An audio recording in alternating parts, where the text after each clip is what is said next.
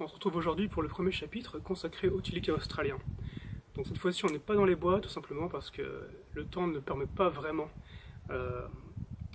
d'avoir une bonne lumière et des bonnes conditions dans le bois, donc ce sera mon jardin. Alors, les Tilica australiens, on va les aborder en fait de manière assez rapide pour les espèces qui sont plus ou moins rares dans le commerce, voire inaccessibles. Et on va s'attarder plus en fait sur Tilica syncoides et Tilica syncoides intermedia. Même si pour une de ces sous-espèces, on se retrouve avec une raréfaction, disons, qui a transformé une espèce commune comme Syncoides il y a 30 ans dans le commerce en espèce rare maintenant. Donc, on va commencer par nos bêtes australiennes. Alors tout simplement, on va commencer par le plus petit, et aussi le premier dans l'ordre alphabétique, qui est Tilica adelaidensis. Alors c'est un Tilica qu'on appelle le Tilica pygmée. Donc c'est un Tilica qui a une taille normale pour un lézard et loin du gabarit en fait des Tilica classiques. Donc c'est une petite espèce d'une vingtaine de centimètres qui vit en fait en Australie méridionale.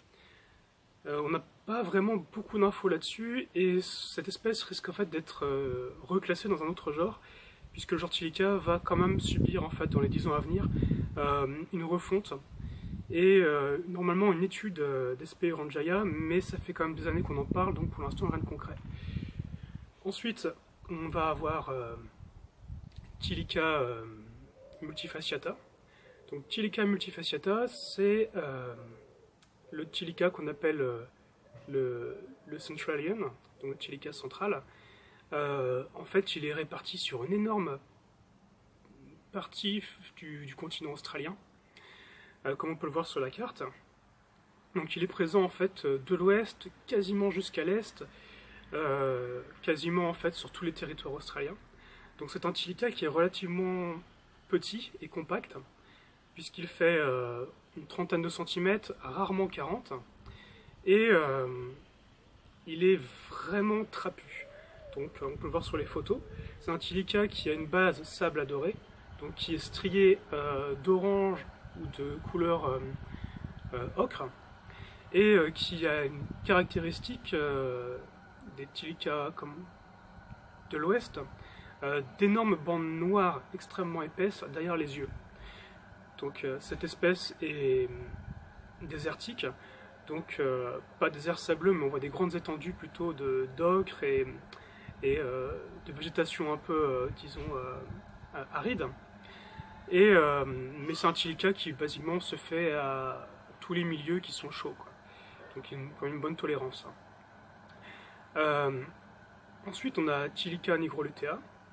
Donc ça c'est un Tilica qui fait 45 à 50 cm et qui lui est habitué au climat plus frais, puisqu'il vit en fait dans le sud-est de l'Australie et en partie en Tasmanie.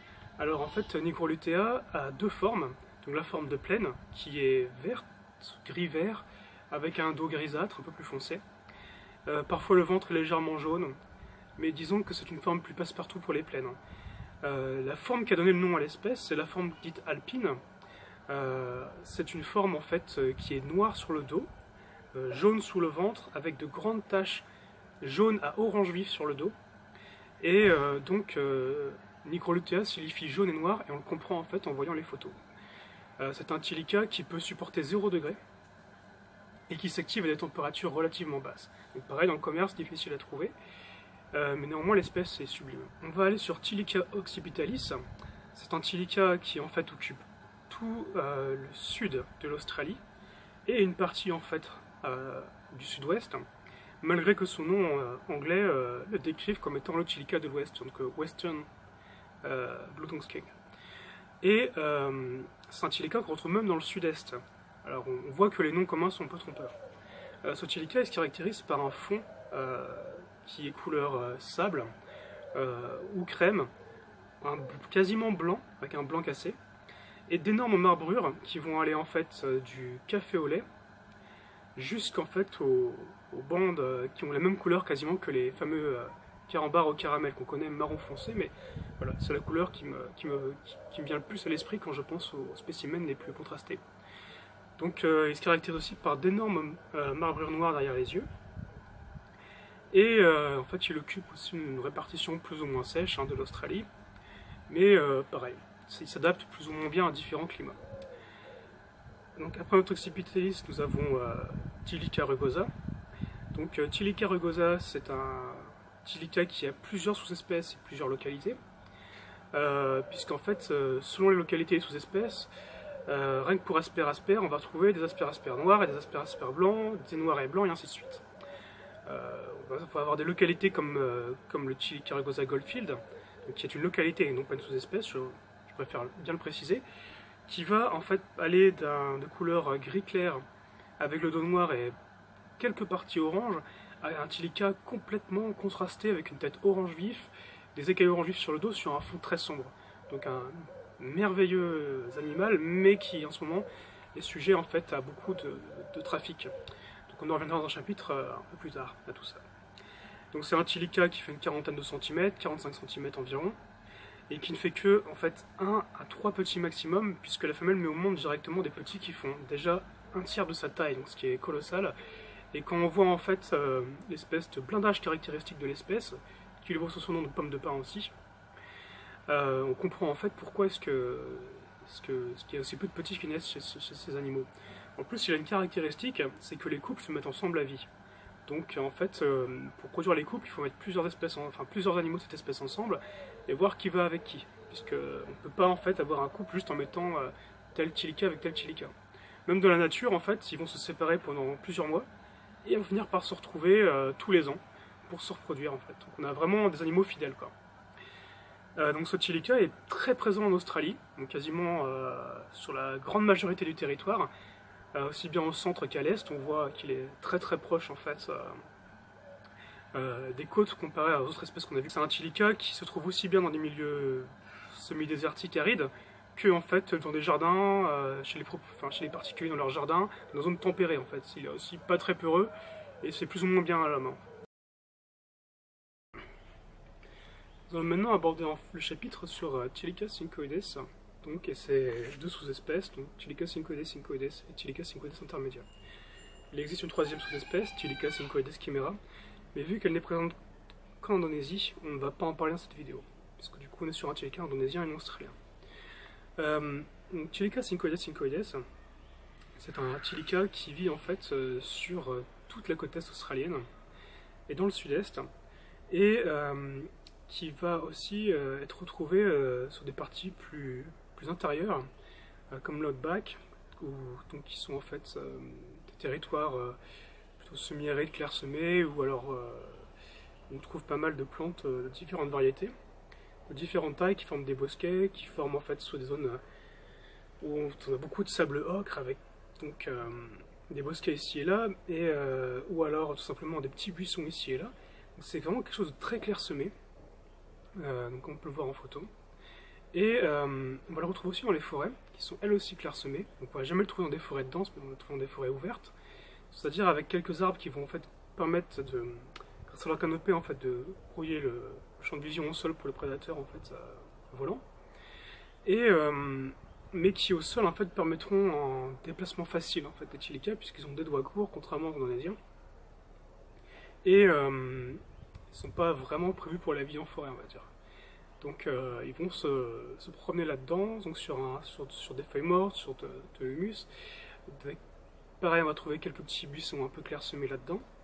Mais vraiment, même en forêt, un habitat qui permet un champ de vision en fait, dégagé. C'est ça qui est important. Puisqu'on va le voir juste après, les Tilica ont besoin de ces champs de vision dégagés en Australie pour leur communication. Et on va le trouver en fait même près des plages, donc sur la côte, chez les gens, parce qu'ils s'invitent très facilement chez les gens. C'est un peu comme les chats, quand ils trouvent en fait un endroit qui leur convient, et qui voient qu'il n'y a pas de menace, donc de la part des gens et autres, et bien ils vont s'installer, tout simplement. Donc j'ai des amis australiens qui en ont chez eux, pas parce qu'ils ont été les chercher, mais parce qu'ils sont venus chez eux. Et tous les jours en fait ils reviennent aux mêmes heures, pour aller manger en fait dans les gamelles des chiens et des chats. Donc ils sont habitués aux heures, ils savent quand la gamelle va être remplie, et en fait ils ont absolument plus peur au point qu'ils rentrent dans la maison et tout. Donc on voit que c'est des animaux quand même qui sont relativement intelligents, puisqu'ils savent analyser en fait quel environnement ou pas est hostile. Et ils identifient aussi les gens correctement. Ça, on reviendra dans une vidéo ultérieure. Donc on arrive sur vraiment une espèce qui est intéressante puisqu'elle a peur de pas grand chose. Et qui est aussi commune que de voir des animaux de compagnie, quoi. Pour les Australiens, bien sûr. Et donc cette espèce qui est présente dans énormément en fait, d'environnements, on va la trouver aussi bien en fait dans le sud qui est très frais, et on va la trouver dans un nord plus aride. Donc selon la localité et la provenance, la maintenance en fait de Tilica cinquoides n'est pas franchement la même. Parce qu'on va, un Tilica cinquoides du nord n'est pas fait pour encaisser les 12 degrés en fait que va encaisser celui du sud l'hiver. Donc on en a un qui va juste se reposer l'hiver, pendant que l'autre va carrément hiberner, quoi. Et niveau physiologie, par contre, ils sont tous pareils. La queue fait 40 à 60% de la taille du corps, c'est-à-dire du museau jusqu'au cloaque. Les pattes avant sont claires, c'est-à-dire qu'elles n'ont pas de marquage noir. Elles peuvent être sombres, dans le sens où la forme du sud est plus sombre, avec des bandes noires par exemple derrière les yeux, qui va se traduire par des pattes qui vont être noires en fait, sur l'extérieur, enfin gris foncé plus techniquement, mais pas de marquage en fait, c'est-à-dire qu'on n'aura jamais de motif plus ou moins géométrique, quoi. Et à part cette exception du sud-est, tout le reste a les pattes gris clair. Donc pas de point noir, pas de marquage, rien. C'est-à-dire qu'en captivité, si vous avez du marquage sur les pattes avant d'un Tilica cinquoides, ce n'est pas un Tilica cinquoides. Voilà, aussi simple que ça. Donc en fait, à cause de sa répartition de ces différentes tolérances, ceux du sud-est vont être beaucoup plus foncés, beaucoup plus noirs, donc comme je disais avec des bandes noires pour une des formes. Et plus on va monter, plus en fait ils vont s'éclaircir, en passant par des dos jaunes clairs avec des marbrures oranges, des animaux argentés avec un corps très peu marqué, des animaux qui vont être marbrés en marron et ainsi de suite. On a vraiment une énorme variété en fait. Et grâce à ces couleurs, on peut localiser, donc définir la localité de chaque Tilica. Ensuite, ce qui est important de remarquer chez cinquoides, c'est que derrière les yeux, tout comme pour intermédiaire, il y a une rangée de bandes, comme on peut le voir, qui en fait sont des écailles longues, qui sont toujours au nombre de 5. Donc en fait, ces écailles, on voit bien en fait leur longueur par rapport aux autres, elles sont plus grandes sur la photo. Si vous avez 4 écailles dans cette rangée, c'est-à-dire entre l'écaille sublabiale et celle qui fait en fait l'angle entre le haut du crâne et les côtes du crâne, ça veut dire que si vous avez par exemple 4 écailles ou 3 écailles, ce n'est pas un cinquoides pur. C'est-à-dire qu'il a été mélangé avec de l'Iranjaya par exemple. Même si 3 écailles est relativement rare quand même. Et du coup, c'est un bon indice, donc ces pattes avant claires, ces écailles derrière les yeux et la taille de la queue, pour définir en fait si vous avez ou non un vrai animal, un vrai cinquoides entre les mains. Et une autre chose importante, ce sont les écailles du dos et de la queue. En fait, comme on peut le voir sur la photo en gros plan ici, les écailles sont arrondies sur la partie en fait extérieure de l'écaille. Donc, si vous avez des écailles angulaires, ça veut dire que vous avez du sang indonésien dans votre Tilica. Parce que ces écailles angulaires sont typiques en fait des Tilica indonésiens. En fait, les Tilica australiens ont des écailles rondes et lisses pour accrocher disons, au minimum toutes les poussières qui peuvent voler en fait dans les environnements arides. Puisque avec des écailles crénelées ou des écailles plus marquées, on aurait la poussière qui viendrait se glisser en fait sur les écailles. Et on imagine donc les problèmes que ça causerait en fait à l'animal. Donc si vous vend un cinquoides qui là par exemple aura des écailles rondes mais 4 écailles derrière les yeux, c'est pas bon. Et si on vous vend avec 5 écailles derrière les yeux et les écailles rectangulaires, c'est pas bon. Donc vous voyez un peu le truc. Ensuite pour Tilica donc intermédia, donc cinquoides intermédia, c'est en fait la plus grande sous-espèce australienne de Tilica. Et il fait jusqu'à 60 cm avec des fois des tailles au-dessus comme un mâle que je possède qui en fait 63. Son crâne est plus massif que cinquoides. Les proportions physiques sont par contre les mêmes. Il n'a jamais de marquage noir derrière les yeux, donc jamais de bande noire derrière les yeux. Les pattes avant sont toujours claires, sauf certaines localités très précises comme Prince Régent qui sont mouchetées entièrement de noir. Mais là, on ne trouve pas ça en captivité, sauf provenance illégale. Et donc tout comme en fait son Syncoides Syncoides, la langue est entièrement bleue. Donc ça va vraiment prendre en compte, la langue doit être bleue de la pointe jusqu'au fond. Si le fond est rose, ça indique que vous avez aussi du sang indonésien dans votre Tilica. Donc voilà.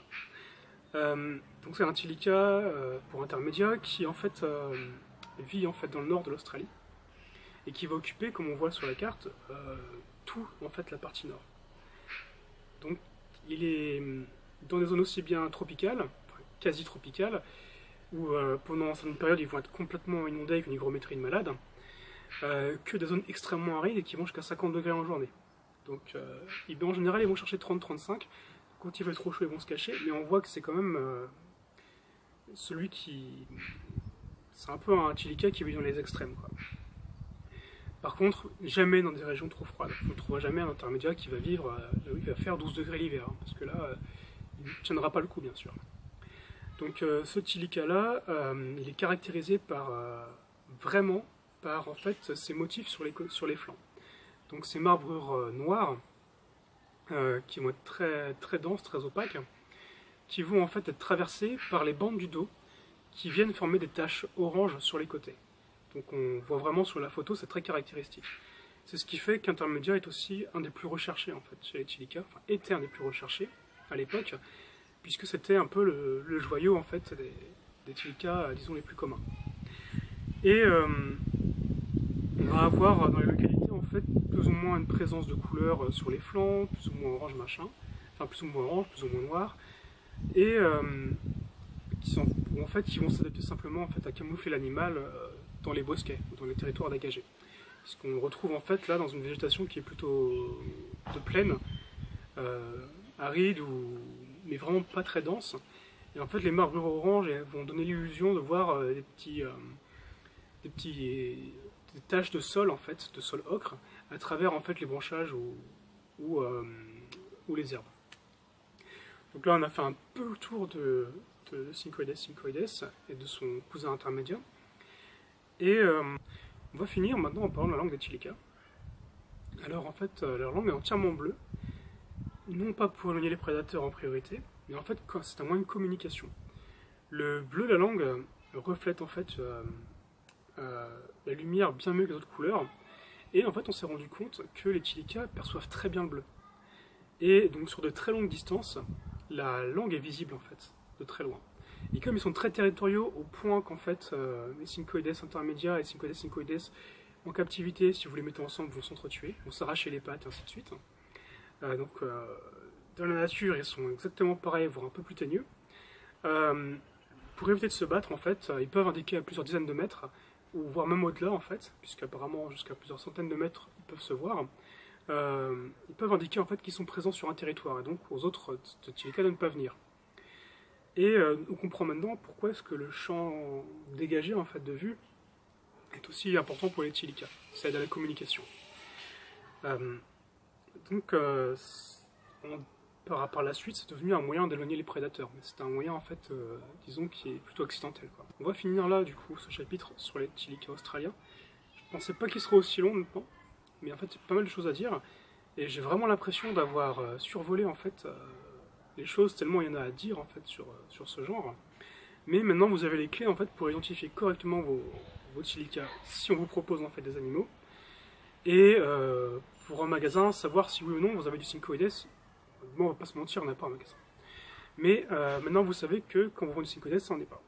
Donc dans le prochain chapitre sur les Indonésiens, on va parler aussi des clés d'identification des espèces et sous-espèces indonésiennes. Mais là, on va devoir faire plus attention et pas survoler en fait une partie des espèces, puisque les Indonésiens se retrouvent en fait tous sur le marché.